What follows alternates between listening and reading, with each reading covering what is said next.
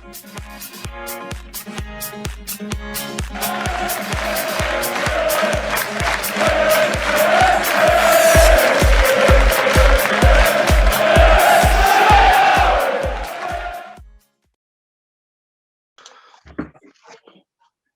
everybody, welcome back to the Stacey West preview show. I'm your host Jake Tong. Before we get started, make sure to like, comment, subscribe. We're trying to reach 500 subs by the end of 2022, which would be really big for the Stacey West YouTube channel, being fairly new to the platform. Sunderland at home on Saturday, another really big game following the away game at Rotherham on Tuesday night. We've got Jack Dodds from SAFC Fan TV. Jack, how are you doing, mate? I'm all right there, mate. Thanks for asking us on. Ooh. No worries, mate. It's not too difficult finding a Sunderland fan. There seems to be quite a few of you floating about. Yeah, especially in the kind of YouTube, social media side of things. There's a lot of channels going around, so you can always find one of us to come on. And it's really good to see, Jack, that your attendances haven't really dropped much from being in the Premier League. I know you'll say there's a difference, but I can remember Lincoln. Our lowest point was in the conference, and our attendances massively would decrease. How are you finding the sort of the support base being in League One, which is, let's be real, it's a level that Sunderland don't particularly belong at? Yeah, I mean, we've kind of sustained around about the 30,000 mark. It has dropped a little bit. I think, when we first came down to League One, it was probably more towards 35,000. Now it tends to be just below the 30,000 mark. I think what we're experiencing at the moment is that there's a lot of fans who are starting to come towards the end of the patience. I know this might sound quite arrogant, but I think when we first dropped down into the third division for the second time, about 4 years ago now, oh God, I think a lot of us did expect to go up at the first time of asking. If not, the idea of a second season in League One didn't sound too bad. Then the third season comes and now we're in the fourth one. And we find ourselves still fighting out for a playoff spot. And you've got to earn that right to go up. Of course, it's a debate that Sunderland fans have had probably the entire time of being in League One is, you've got to earn the right to go up. You can't just expect that type of thing. But in the same breath, your expectation can't just be mid-table mediocrity, that type of thing. But I think a lot of fans are just getting a bit fed up now. And it is starting to slip a little bit this season. I've noticed home atmosphere has been quiet the last few games. Very reflective of the performances, I think, though. But yeah, I mean, I think we did well to maintain it for quite a while, but I worry that next season it may drop off significantly, I think, if we don't achieve promotion in May. Yeah, I mean, the season expectation, the blueprint at the start of every season, I mean, I've watched the Netflix as well, which would sort of confirm this, but promotion has to be the expectation at your football club. When you're in this level, I feel like every time it gets to this time of the season and it's Sunderland in the playoffs again, it's going, well, they're going to go up this year. It's about, they've got to go up at some point. Is this year the year, Jack? Are you actually going to go up this year? I mean, I don't think you are personally. No, yeah. Don't take that the wrong way. I think there are 3 better teams in the division than Sunderland at the minute. But is it your time? Is it this time? I mean, automatic promotion was written off a long time ago, so now it's, I think there's kind of 2 objectives now at the moment. The first one is to confirm a playoff spot, because that's still a while off. And the second one is to obviously go win the playoffs. As for, do I think we'll finish in the top 6? I think we will do. We've experienced not the best form over the past few months, but we are just starting to, I think, correct a few, right a few wrongs. In particular, keeping things tight at the back. We've kept a lot more clean sheets recently. We've conceded a lot less goals. So I do see positive signs, enough to go on and get enough points out of the last 8 games to finish in the top 6. I definitely think we will do that. As for that, then the playoffs are a lottery. It's not necessarily the side who finishes, 3rd or 4th who tends to go up.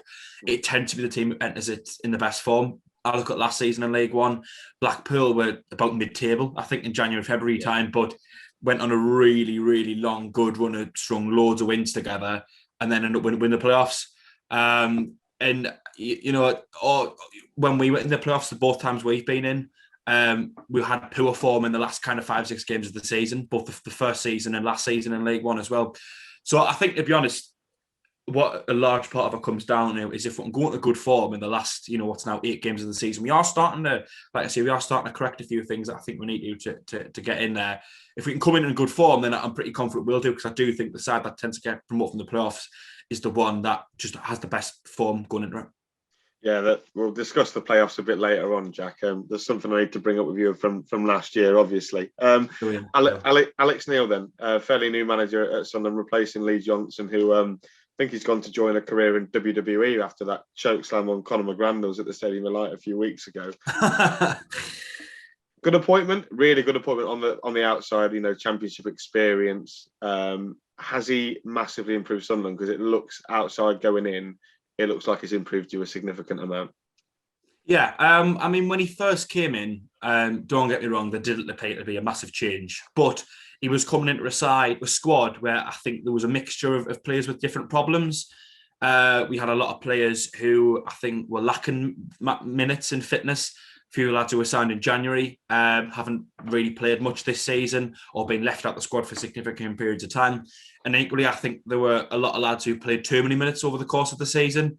Callum Doyle got on loan from Man City at the start of the season, looked brilliant those first few games. And as the seasons went on, he's slowly got worse and worse. And I think he could have just done with a bit of rotation. He's one of probably 3 or 4 players I think you kind of put into that category. So he had a lot of work with coming in, which is why I don't think we had that initial kind of new manager bounce. But we are starting to come into a little bit of form now. 3 wins in our last 4 games. The other one was a draw, so undefeated in 4 and 75% win ratio, I guess you could say as well. 3 clean sheets in there as well. I think what he's starting to do is, like I touched on earlier, is just right a few wrongs in the squad at the moment. Going forward and scoring goals has never been our problem this season. We've always been good at that. What's held us back this season so far, really, in my opinion, has been an inability to keep clean sheets and conceding goals at costly periods. I remember away at Fleetwood early in the season, 2-0 up with 11 minutes left. I think it was 11 minutes left, and we ended up drawing 2-2. That's just one example. Losing 6-0 away at Bolton. You might concede a goal or 2 early on, but you've then got to keep it tight. But we didn't. We then let loads in the game as it was out of our control. Alex Neil's starting to tighten us up at the back a little bit, and I think if he can continue to do that, then I do think it could be a good appointment. Yeah, I mean, I've listed some key men, Jack. You'll know more than I will. I've only listed 2, which for a club like Sunderland, you probably expect more. Dan Neil is one that I know you guys are really proud of. Obviously, we'll come through your academy. The link with moves to Burnley, Aston Villa over the last couple of weeks and months as well. And then Ross Stewart, your goal scorer up front, really good season last year. Looks to be continuing it this year as well. Just tell us a little bit about those 2, and if you feel that there's one player that I've not mentioned that probably deserves a bit of a shout out as well. Yeah, Dan Neil, similar to Callum Doyle, really. This was his breakout season. He played a handful of first team games before the beginning of this campaign, and again looked absolutely electric in those opening kind of 15-20 games. It was brilliant. But what I've noticed about Dan Neil is that when we're in control of a game, when we can play our football, when we can pass it along the floor, and he's not got to worry too much about what's going on behind him, that's when you get the best out of him. You start to get some kind of absent performances from Dan Neil when you're not necessarily in control of a game, and especially when it gets a bit physical as well, I think. He has been taking up the team over the last few weeks, which I think has been part of, like I say, Alex Neil's plan to tighten us up at the back a little bit. But he did come off the bench a few times, and he did actually score on Saturday. 0-0 in the 84th minute, he scores a goal, and then 2 minutes later, Patrick Roberts puts another one in. But yeah, I mean, Dan Neil, we're immensely proud of him. He's a Sunderland fan. There's all Sunderland fans that have seen, pictures of Dan Neil as a kid supporting us. There was a one doing the rounds on Twitter of a Sunderland fan holding up a flag. I think it was for one of the Wembley weekends, and Dan Neil was just stood there. And this was a few years ago. There was a picture of him at Wembley celebrating Barini's goal about 2013, I think it was, when we won the Capital One Cup final against Man City. So yeah, like you say, we're immensely proud of Dan Neil, and he is a great player. I just think it depends on how the game goes, really. As for Ross Stewart, I think Ross Stewart's the most important player in the squad. A few may disagree there and say Alex Pritchard as a number 10 is slightly better than him, which is fair enough. But I think with Stewart, for me, he touched on his goal scoring ability there as well. But it's not just that. If he does get a chance, he'll take it. And, he can create his own chances at times. But what you get with Stewart is, sometimes games don't go your way. But Stewart always keeps you in the game, I think, a little bit. His height, his physicality, his strength, his pace. He can win crosses, he can run the channels, he can drop into midfield and pick the ball up. And I tend to find that, like I say, when we're having those games where we can't just play that nice fluid passing football. Stewart's the guy who, he can get on the end of something and just keep us in a game, keep us fighting, puts a bit of pressure on defenders and might force a mistake out of them. I think if we don't go up this season, I definitely think they move on, because I think Championship football's for him. Like he's proven himself in League One, in my opinion, for this season. Yeah, obviously you touched on the game against Crewe there on Saturday, 2-0. I think Crewe probably played better than you guys were anticipating, because you sort of struggled for 85 minutes to put the ball in the net, and as you say, really good strike from Dan Neil, and then Patrick Roberts. There was a lot of hype with him over the January window. I saw a lot of Sunderland fans, perhaps those that got a bit too excited, saying he was going to be one of the best players in the league's ever seen, etc., etc. Is it about time Patrick Roberts turned up, given the reputation that he's got in world football? Yeah, I mean, he hasn't had a lot of hype over him since he was about 17, 18, really, hasn't he? I think it was 18 years old, was it? And he was bought for 12 million, I think, from Fulham to City, was it, something like that? So he's had a lot of hype put on him. Maybe he doesn't cope with that brilliantly, or maybe he was just overrated by people at the time. I don't know. But I mean, he's not, he's only started 2 games so far, and he didn't do a great deal when he did play. But he's one of those players that I kind of mentioned it earlier, who were just lacking a bit of match sharpness, a bit of fitness. I don't know how his time was spent out in France, but I don't think he was playing a lot. I don't think he was on loan at France for the first half of the season. And since he's came in, he's had to rely on sub appearances and 2 starts. He did actually play for our under-23s a few weeks ago, which was his request, and I had a lot of respect for that. He wasn't getting many minutes in the first team. Alex Neil told him it's because he's not sharp enough, he's not fit enough, so he said he would go and play in the under-23s. Played 60 minutes, and I hope he's starting to build up his sharpness now, because every player is going to make a massive impact. And I think on Saturday against Crewe, we're just lacking that little bit of quality in the final third. And what players like Pat Roberts and Jack Clark, another one who came in January, can do is just add that little moment of quality where your other kind of typical League One players couldn't really do that. Like I say, I think it's probably a case of building his fitness up, really, but I hope he's getting there, because he has played a fair amount of minutes over the last few weeks now. Yeah, now I did warn you that the playoff talk was going to be coming, Jack. Taking you back to last season, obviously we were involved in a playoff semi-final. Probably expected to beat us over 2 legs, and boy, you nearly did. Just your thoughts on that playoff semi-final. I think it was a really interesting tactical and a really good battle between 2 very good sides last year. I just sort of wanted to get your thoughts on those 2 games and whether you were rooting for us in the final or not. I probably was. I can't really remember at the time who I would have wanted to go up. I might have been rooting for Blackpool, because we had a player on loan, Elliot Embleton, out there, who's came into our team since then. And I can't remember who I was rooting for, to be honest. I probably wasn't really that bothered. As for the playoff semi-final games, I mean, I can't really remember a great deal. One of the main memories I do have is of course, we did play awful down at Sincil Bank, and I think he's rightly won that game. But there was a lot of belief going into that second game, and it was the first game back with any fans at all. We had 10,000 social distanced in at the stadium, and we got after a good start. I think it was Ross Stewart scored the goal, and that was a really good platform for the rest of the game, but just wasn't meant to be. But one thing I do remember in particular is Charlie White, who we had last season in South Wigan, had the ball in the box, and I think if he'd squared it across to, funny enough, it might have been Chris Maguire, I think. Yeah, I think it was. Then it would have been an almost guaranteed goal, but I think in the moment he just kind of hesitated, and I think he went to take it around the keeper. So I can't remember exactly, but I remember that moment thinking, if that had went in, how different, the tide could have turned. But that's what I mean about the playoffs. I mean, we had a massive drop off towards the end of last season. The last kind of 5 or 6 games, some really poor results for us, bar the very last game of the season. And I think if you don't get that form right going those last few games, you don't give yourself any favours going into the playoffs, really. Yeah, I think I was having a heart attack when Charlie White rounded Alex Palmer, and luckily TJ Ayoma was there to stick his leg out. Also, not very good memories for you guys. I'm going to take it back to the game early between us in the season, which ended 3-1 to Lincoln. Chris Maguire, the Chris Maguire show, I think it would rightfully be called. Sensational performance. Were you half expecting that? Because I think we all were a little bit. Yeah, He's we were kind of speaking a little bit before we started recording, weren't we, about Chris Maguire. I know you didn't seem too keen on him, but I loved him in his time at Sunderland. I know he did have that maybe little bit of chip on his shoulder, a bit of arrogance that might rub some fans up the wrong way, but I loved his charisma. You know, and I felt as if he was one of those players who did always give 100% as well. Yeah. Loved his attitude, but he tends to show up in those big moments. When he was playing for us, he also had a bit of a rivalry going on with Portsmouth, the fans and the players. And in our first season back in League One, we had them in the playoff semi-finals, funny enough. We had them at home in the first leg, and we were trying, but we just couldn't really seem to find any kind of breakthrough. We had a couple of chances that McGillivray did well to save. Maguire scores a volley from outside the box, about 20 yards out, lashed in the top corner, about 20 yards out. And that just sums him up, really.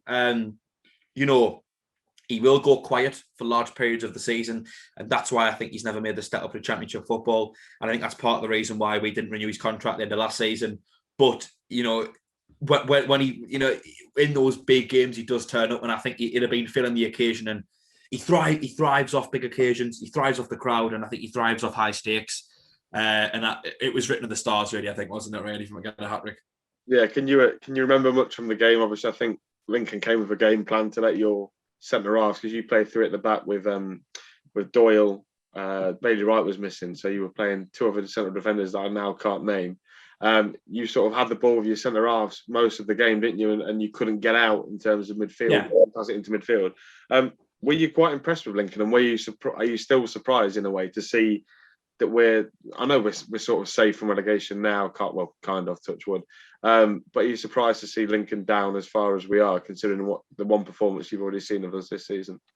Yeah, I mean, there's been a bit of a fall from grace, coming so close to promotion last season, and then being in the bottom half of the table. Like I said, I don't think he's in any real danger of going down. But at one point of the season, it was probably a little bit of a worry for you, as if form doesn't pick up. Then, oh God, Mike will be going down. So it has been a fall from grace, and you talk about a game plan there. I think it was executed quite well, but it's what a lot of teams do against us, especially when we're at home. Whether it's three at the back or four at the back, we do sometimes struggle to kind of get the ball into midfield and then get the ball into the attack. When we can do that 9 times out of 10, we'll pull teams to bits. When we can get the ball to the forwards and have a bit of fluidity there. But the problem is, so many teams come to Stadium Light, and Lincoln yourselves did it earlier in the season, where you just kind of do well to match everything we do. As soon as we try and make a pass, the team shifts in a shape that means that we can't make the next one. So they've got to come back to the centre halves, play left to right, try and get up the wing. But then the team shifts in a way, or a player gets man marked, so we've got to go backwards. And we've seen that quite a lot, really, over the years in League One. So it was a good game plan, very well executed. And like I say, a lot of teams do it. And sometimes we find a way through, like we did on Saturday, but too often than not, we don't. Yeah, I can remember, even though you were down to 10 men after, obviously, Carl Winchester fouled Maguire, I think it was, in the box in a penalty. And then obviously you scored your own penalty. And I was getting extremely worried, thinking, oh God, they're gonna come back. Fortunately, Mags grabbed a hat-trick, and the celebration against Lee Johnson sort of said it already, didn't it? Saturday afternoon then, Jack. Really big game in terms for both football clubs. Obviously, we're probably a win or two away from safety, and you guys are really in need of the points for your own reasons to get into the playoffs. How are we seeing this one going? Because I can imagine you guys are probably more confident than we are. I mean, I think one of the main things we've got going for us is that we really need to win. You touched on there how you maybe only win or two from safety. I think that, I would kind of say that I think Lincoln are in a situation where, obviously, looking up the table, there's not really anything you can kind of achieve. Yeah. The best thing you can hope for now is that you just confirm safety. But I don't think you're in any rush to do that. I'd be very surprised if Lincoln fell into the relegation zone. So I'm hoping that the desperation we've got for points, which, we're in a situation where 1 point at this moment in time, with the way the teams are at the moment in the playoffs, could cost us every game. I think at the moment for Sunderland is a must-win game. For Lincoln, not necessarily. Like I say, I do think he's already a couple of good results away from definitely confirming your safety. So I hope that, because we're going to be a bit more up for it, and we've got a bit more of a reason to kind of go in the game, that we're going to be a bit more intense, and that potentially, because Lincoln aren't quite as desperate for points, there might be a bit more of a leisured performance, a bit more laid back. I say this, it could come back to bite us, 5 o'clock on Saturday, but that's what I think is going for us, and that's what I'm hoping in the end could make the difference. Yeah, obviously, just a warning shot. Obviously, what happened to Sheffield Wednesday just over 2 weeks ago? They came to Central Bank thinking they were going to walk over and left 3-1 defeats. The game sort of has a vibe. I don't know if you remember the fixture, Jack. I think it was one of Michael Appleton's first games where we beat you 2-0. It's got that sort of vibe. The big game. Do you remember Tyler Walker scored a brace, and you guys? I remember watching. Yeah, I think Jack Ross got sacked just the next day, I think. Absolutely, yeah. It just gives me that vibe. I was just wondering, can I get a score prediction off you, Jack, for the game on Saturday? Well, I am going to be very confident, and I don't mean to rub you up the wrong way, but I'm only saying this, like I say, because we are so desperate for any point we're going to scratch onto at this moment in time, really. And like I say, we are starting to improve in important areas, and I think right a few wrongs, tick a few boxes. And like I say, with Lincoln not really being desperate for points at the moment, I'm hoping that he's aren't going to do the typical thing we've seen throughout the season where teams just sit off us and make it impossible to play through, because you don't really need to. You aren't desperate for a point here. So I'm going to go with a 3-0 Sunderland win, but I am sticking my neck out a little bit here. And I won't be surprised if it was 3-0 the other way, put it that way. Right, well, Jack, thank you very much for coming on, mate. I know it was all very sort of last minute, but here's your chance to plug your YouTube channel. You guys do SAFC Fan TV, which I believe I'm going to be on in about an hour's time as we're recording this as well. Yeah. No, thanks for asking us on. So, yeah, SAFC Fan TV, YouTube channel, go and check it out if you want. We go live every Thursday and every Sunday for an hour. Sunday Bunch and Thursday Night Live. We do a few little watch-alongs for games as well. We can get a few of us together. We'll do a little bit of commentary and interact with the live chat when we can.